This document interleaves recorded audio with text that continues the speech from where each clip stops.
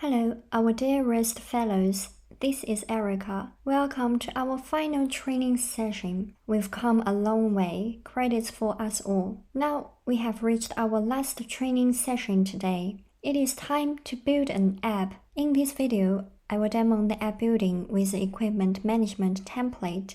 And in this session, we will walk through the demand analysis and form design processes step by step. So buckle up, because this journey will take around 15 minutes and it's the last leg of our training. Building an app starts with understanding what information you need to collect. This is known as demand analysis, and it lays the foundation for your app, helping you decide which forms and dashboards to create and how to connect them to create a complete system. Typically, an equipment management system involves several processes to ensure system efficiency and reliability. It will keep track of the use, maintenance, transfer, and damage of the equipment throughout its life cycle. The core processes normally including equipment inventory and tracking, maintenance and repairs, reporting, and analytics. In our case, firstly, we need to register the equipment information. We need to know what equipment we are managing, and we need to know their names, quantities, locations, and basic specifications. Secondly, we need to record the related department and project information. We need to know who in which department is currently using the equipment and in which project it is engaged. Lastly, we need all the equipment service records to know exactly what we are doing with the equipment and how we are doing it. We need to monitor equipment movements such as sign in, sign out, and transfer. We need to confirm if the equipment is under regular maintenance and inspection, and at the end of its useful life, if it is retired and disposed of properly. Based on these requirements, we can design the necessary forms and dashboards to collect and display this information effectively. Based on the requirements we mentioned, it is time to design the form and dashboards to collect and display them. To register the basic information about the equipment, project, and company, we will create an equipment registration form, a project file, and a company file. Then, for all the operational processes we mentioned, we will create separate forms to collect the details. Lastly, we will create visual reports with dashboards. Now, let's start with creating the basic profiles. To keep things organized, we usually create folders and subfolders for different processes.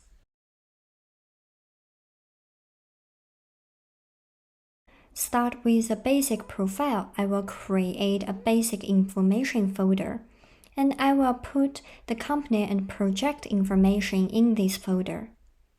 For the company profile, let's go to the edit mode. We can drag and drop to add single line fields for the company name and company ID. In this template, we used the single line field for the company ID, but we can also try the serial number field. Please note that in our templates, we are just showing you an example of creating the system. As we mentioned, Jodoo is flexible. We have many ways to do the same thing, like what we do here for the ID field. In the previous sections, we demoed setting up validation for number field with a field property.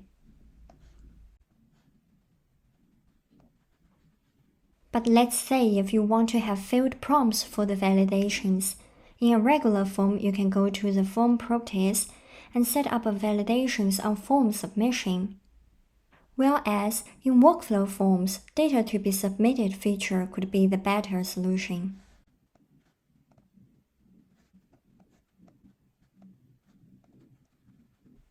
Just like this, if you feel like having a better solution, feel free to customize the template. If you need any assistance to fulfill the improvements, feel free to contact us. Let's look back at our company profile. For the engaged department, we use the department's fields. And the initial value, we have set that to department of current user. To keep the demo system operating, the initial value for the member, members, department, and departments fields have been set to current user or department of current user. Don't forget to change that when customizing the templates. You can change that to any member or department in your context. If you need any other information, just add more fields for the additional information. You can drag and drop to add any other fields you need. Next, similarly, we can create a project file. Here, I have added a description to remind the members to be careful when filling out. To highlight it, I changed the color of the context. If needed, you can also change the color or the size of the context. When filling up the related company information, I want to save time from manually searching for and entering the company name and ID. As I already have the company profile, I can use lookup to call the company names.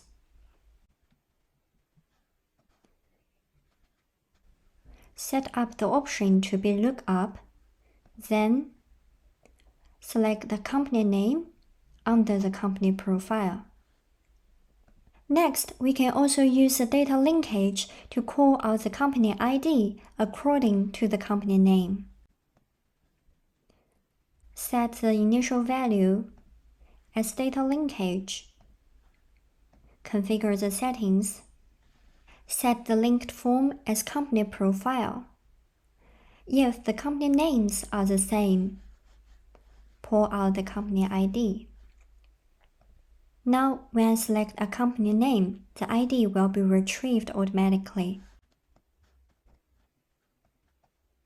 Let's go back and add up the other fields in need. We need a single select field for the project status, a number field for contract amount, a member field for the primary project manager, and a members field for the other project managers. As I mentioned, the initial value for the member and members fields have been set to current user. Change it if necessary, and if you need more fields, just drag and drop to add them. That's all we need for the project profile. We didn't put the equipment profile inside the folder as we might need to visit it quite frequently. Enter the edit mode again. Drag and drop the fields to record the basic information and details of the equipment. This time, we will use a serial number field to let the system automatically generate the equipment ID. Similar to what we did for the other profiles, we'll apply the lookup for the related project. Set the option as lookup. Choose project name under the project file. And we will set up the project ID with data linkage. Choose data linkage for the initial value. Set the linked form as project file. Pull out the project ID according to the project name. We will set up the lookup and data linkage to enable the autofilling for this form. Additionally, we will enable the multi-tab display in form properties to list the equipment details and service records. For the details, we will add the date and time fields to record the date of purchase, and manufacturing. For the Other Records tab, we will use the Query Data field to call out the specific records. Please note that when you are building tabs like this, you must create the forms first, then come back to add fields as I do. With the profiles ready, it's time to create forms to tracking the operational processes. First, create a folder for the equipment sign in and sign out. These processes require cross-department collaboration. Members need to submit the requests to get approval from resource managers. Instead of a regular form, we will create a workflow form for equipment sign-in. To keep the sign-in process organized, we have divided it into 3 parts: project information, equipment information, and current responsible attributions. We use the dividers to keep the form organized. Most of the information filling here can be handled by the Select Data fields. We just need to add the Select Data fields and add the fields we need in this form to data filling. Take an example of the project information filling. Let's add a Select Data field and then set the data source as the project file. Add the information we need when making a selection for the project. And set up data filling for the project ID and project name. Now, the auto-filling process for the project information is set up. Similarly, we can also set it up for the equipment information. Add a Select Data field. Set the data source as equipment register to pull out the equipment information. Go to the settings for the Select Data. Choose the fields we need when making a selection. And at last, add everything we need for the equipment information into the data filling. After that, we can add a date and time field to record the time the equipment is put into service, an approver field. At last, we will add the fields to update the responsible person and department information. After the fields are all set, we can move on to set up the workflow. At the Start node, the member needs to have access to view and edit the request details, so we will enable the view and edit permission accordingly. At the Approval node, we need an approver. And the approver only needs to view the details and decide if the request can be approved. We can set up the permission accordingly.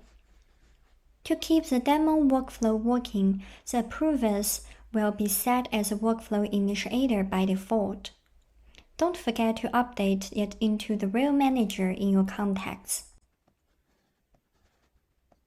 For this workflow, we didn't set up any notifications, but you can add overdue actions if needed.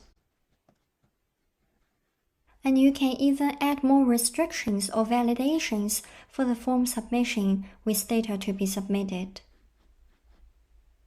Next, we need to set up automations to make sure the updates in the sign-in request will be synced to the equipment register. We want to make sure that as long as the workflow is completed, the automation will automatically update the equipment status, details, and project information according to the equipment ID. Lastly, we can publish this form to the members. Add a member and set up the permission accordingly.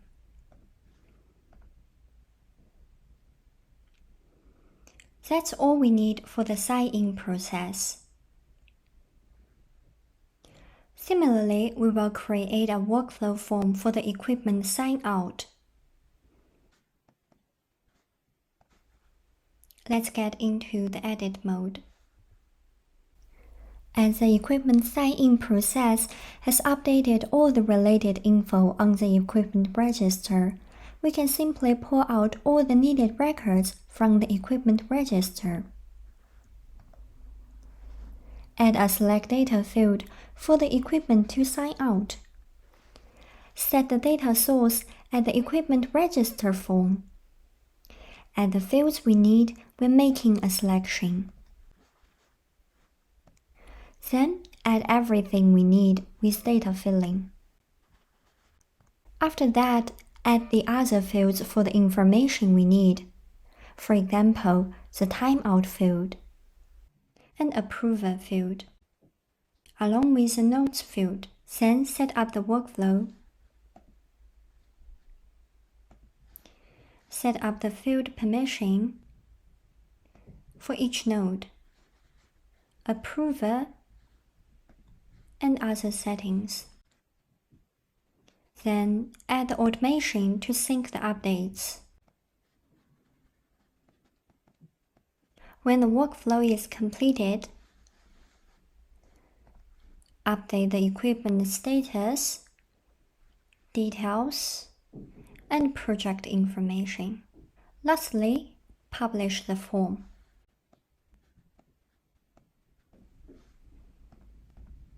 And that's all for the sign-in and sign-out process. The steps for creating the forms for the other operational processes are alike.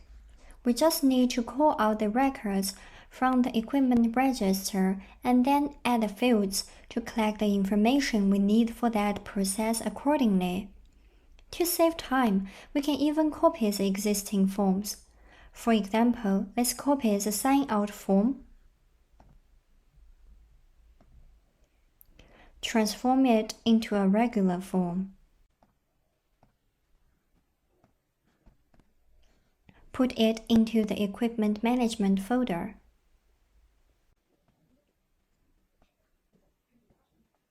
Then we only need to change the name of this form, add a few fields for the service records, and the service records form is all set.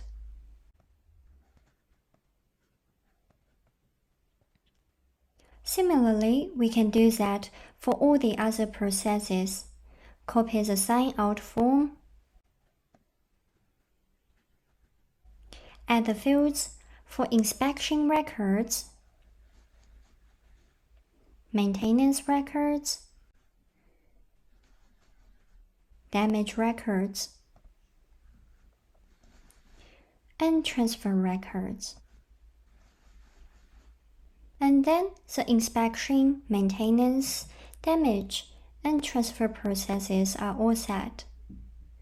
Note that if the process is going to change the equipment status or responsible person or department, create the automation to let Jodoo do the sync up.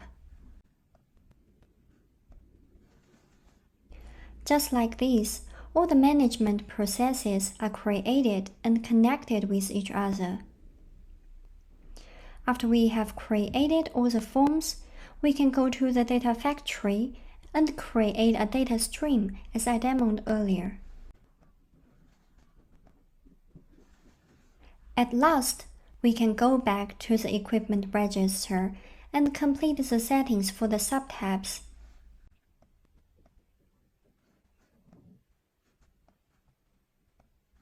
Simply add a query data field for each tab, set the related form as a data stream from the data factory, and then set up the display fields accordingly, and we are all set.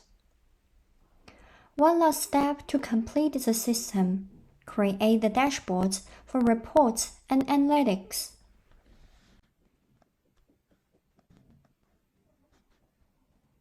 We can add a text component to create a banner, and add a pie chart for the equipment occupancy. We want to know the project that is occupying the equipment, That is to say, we are analyzing the equipment occupancy from the perspective of related projects. So we can set the related project ID as dimension and the equipment ID as measure. Then filter up the valid records of the active equipment. That's all we need for this pie chart. And we can also add a few indicators for the key information. A bar chart for the equipment status. And a detailed table for the service records. And our equipment report is all set. To check the equipment status details, we can simply add another dashboard. Create a detailed table and a few filters for the conditions we need to check. Add more dashboards if you need any other reports or analytics. That's how easy it is to create an app on Jodoo. Congratulations! You are now equipped to build your own apps with confidence. It's been a long training journey, and I truly appreciate your dedication. But before you embark on your innovative journey to success, let me share one last important tip with you: where to find the latest resources. Now, this may be the end of the formal training, but please remember that our support and commitment to success continue to be a priority. We have assembled a treasure trove of resources, always available to assist you whenever you need them. Allow me to show you where to find these valuable assets. First, let's explore the template center, which we mentioned earlier. Here, you will discover pre-built apps designed for common scenarios. If your requirements extend beyond these templates, don't hesitate to reach out to us with an implementation request. As I have demonstrated throughout this course, we also have a comprehensive help center at your disposal.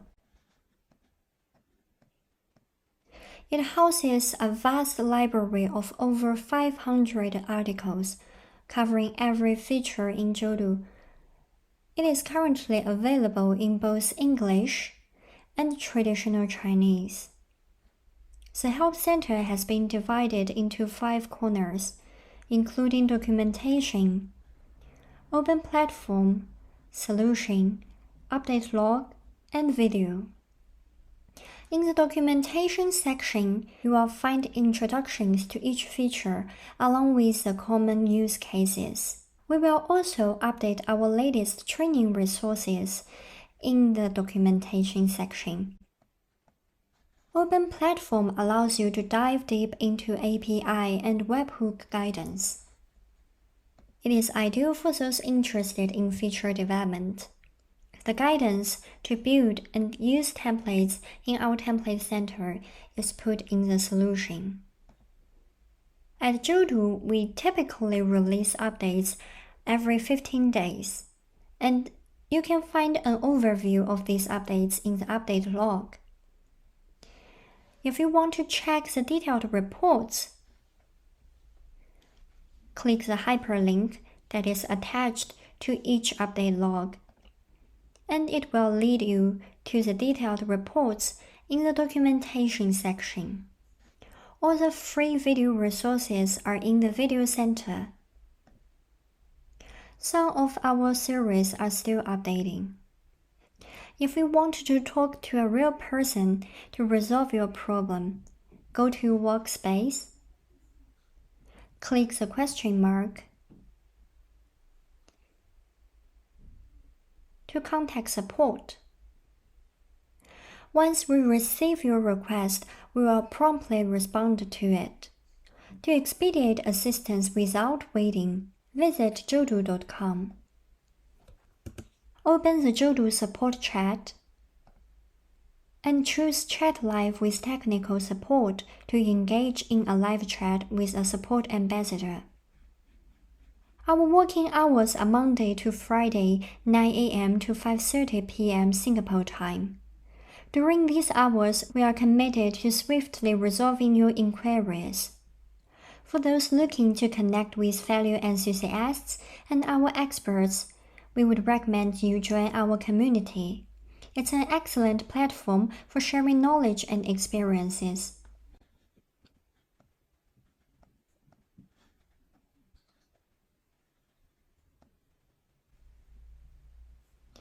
These resources are here to empower your journey with Jodoo. If you have any feedback to help us enhance your experience, please share it with us through the provided options or engage with us directly in the training group. Your voice matters to us. I trust this marks a delightful beginning in your journey with Jodoo, and I'm looking forward to have more opportunities to impress you with Jodoo in the future. This is Erica. Until next time, see you later and goodbye.